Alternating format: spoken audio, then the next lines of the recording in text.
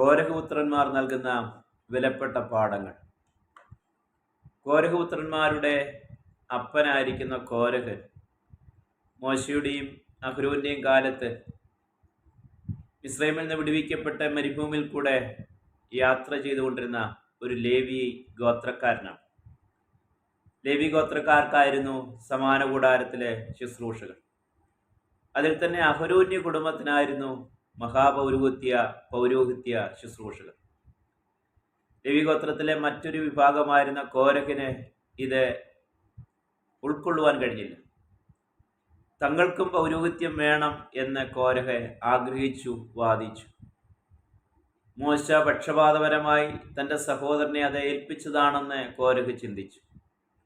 രൂബേൻ ഗോത്രത്തിൽപ്പെട്ട ദാദാൻ, അബീരാം, ഓൻ എന്നിവരെ ചേർത്തുകൊണ്ട് ഇതിനെതിരെ കോരഹും കൂട്ടരും ഒരു വലിയ ലഹളയുണ്ടാക്കി.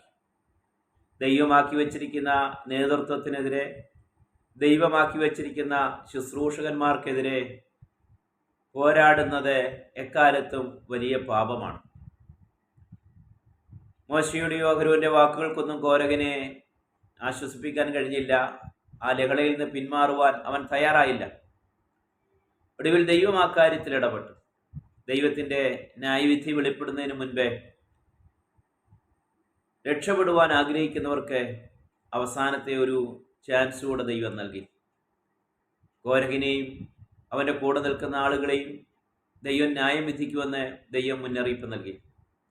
ആരെങ്കിലും രക്ഷപ്പെടുവാൻ ആഗ്രഹിക്കുന്നെങ്കിൽ അവരുടെ കൂടാരങ്ങളെ വിട്ട് പുറത്തു വന്ന് മാറി നിൽക്കുവാൻ ദൈവം ആവശ്യപ്പെട്ടു. ഈ സമയത്ത് കോരഹിൻ്റെ മക്കൾ അസൂർ, എൽഖാന, അബിയാസാഫ്, ഈ 3 മക്കൾ, അവരുടെ കുടുംബാംഗങ്ങൾ, അവർ വേഗത്തിൽ അപ്പൻ്റെ കൂടാരങ്ങളെ വിട്ട് പുറത്തേക്ക് ഓടി വന്ന് ദൈവാലയത്തിലേക്ക് ചെന്നു.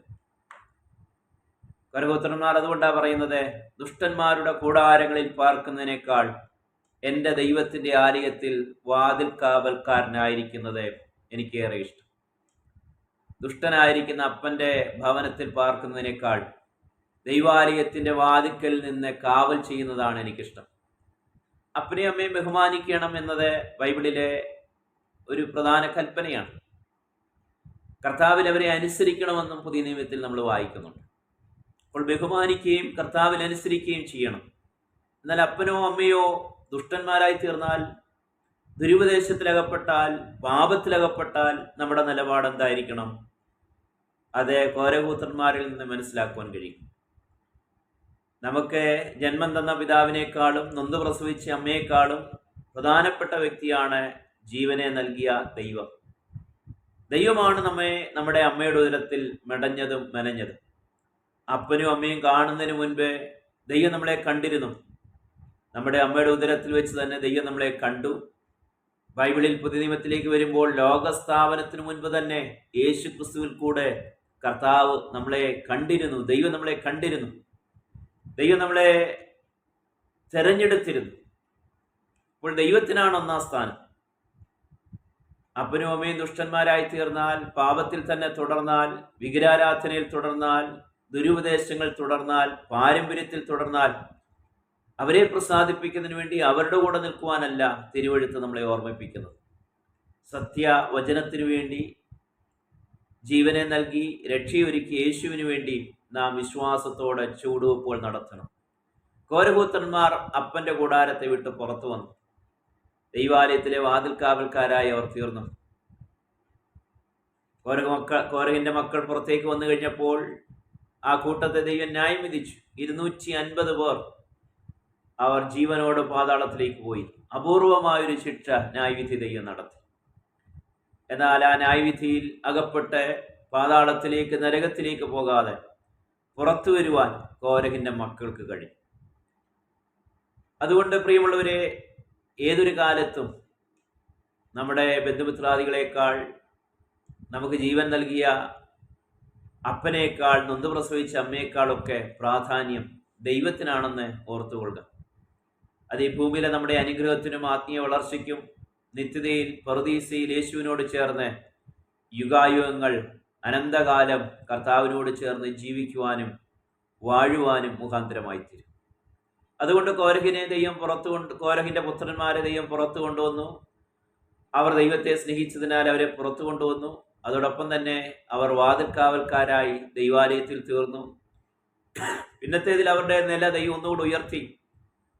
അവർക്ക് പാടുവാനുള്ള കൃപ ദൈവം കൊടുത്തു. പാട്ടുകൾ എഴുതുവാനുള്ള കൃപ ദൈവം പകർന്നു. 11 സങ്കീർത്തനങ്ങൾ രചിക്കുവാൻ ദൈവം അവരെ ഉപയോഗിച്ചു. ആ സങ്കീർത്തനങ്ങൾ ദൈവാലയത്തിൽ പാടുന്നതിന് വേണ്ടി ഉപയോഗിക്കപ്പെട്ടു. അങ്ങനെ വാതിൽക്കാവൽക്കാരായി, പാട്ടുകൾ പാടുന്നവരായി, സങ്കീർത്തനങ്ങൾ എഴുതുന്നവരായി അവർ ജീവിതകാലത്തെ ദൈവമായ യഹോവയ്ക്ക് വേണ്ടി പ്രശോഭിച്ചു. അപ്പൻ്റെയും അമ്മയുടെയും ബന്ധുമിത്രാദികളുടെയും ഭൂമിയിലെ നായകന്മാരുടെയും നേതാക്കന്മാരുടെയും ദുഷ്ടതയിലും പാപങ്ങളിലും തിന്മകളിലും അകപ്പെട്ട് ജീവിതത്തെ നശിപ്പിച്ചു കളയാതെ ജീവൻ നൽകിയ, രക്ഷയൊരുക്കിയ കർത്താവായ യേശുവിന് വേണ്ടി നാം ഇറങ്ങുന്നെങ്കിൽ, ദൈവത്തിനായി ജീവിക്കുന്നെങ്കിൽ ജീവിതം ഭൂമിയിൽ ധന്യമാകും. നിത്യതയിൽ നമുക്ക് പർദീസയിൽ കർത്താവിനോട് ചേർന്ന് വാഴുവാൻ കഴിയും. കോരഹിന്റെ പുത്രന്മാരുടെ വംശത്തിൽപ്പെട്ട ഒരുവനാണ് ശമൂവേൽ എന്ന് തിരുവെഴുത്തുകളെ ചേർത്ത് പഠിക്കുമ്പോൾ നമുക്ക് മനസ്സിലാക്കുവാൻ കഴിയും. കോരഹിന്റെ പുത്രന്മാരുടെ മക്കൾ ദാവീദിന്റെ സൈന്യത്തിലെ യുദ്ധപ്രാപ്തന്മാരായി തീർന്നുവെന്ന് തിരുവചനത്തിൽ വായിക്കുന്നുണ്ട്. അപ്പോൾ കോരഹ് നഷ്ടപ്പെട്ടെങ്കിലും, കോരഹ് ന്യായം വിധിക്കപ്പെട്ടെങ്കിലും, ദൈവത്തിനു വേണ്ടി ഇറങ്ങിയ കോരഹ് പുത്രന്മാർ അനുഗ്രഹിക്കപ്പെട്ടു. കോരഹ് പുത്രന്മാരുടെ തലമുറകൾ അനുഗ്രഹിക്കപ്പെട്ടു.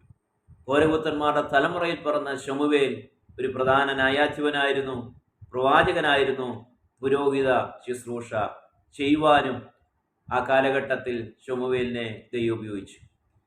അങ്ങനെയാണെങ്കിൽ ദൈവത്തിൻ്റെ മക്കളെ, പ്രിയപ്പെട്ടവരെ, ഈ ഭൂമിയിൽ നാം ബഹുമാനിക്കേണ്ടവരെയൊക്കെ ബഹുമാനിക്കുമ്പോൾ തന്നെ അനുസരിക്കുന്നത് കർത്താവിനെ ആയിരിക്കണം. നാം നിലനിൽക്കുന്നത് യേശുവിന് വേണ്ടിയായിരിക്കണം. സാക്ഷാൽ ജീവനുള്ള ദൈവത്തിന് വേണ്ടിയിട്ട് ആയിരിക്കും.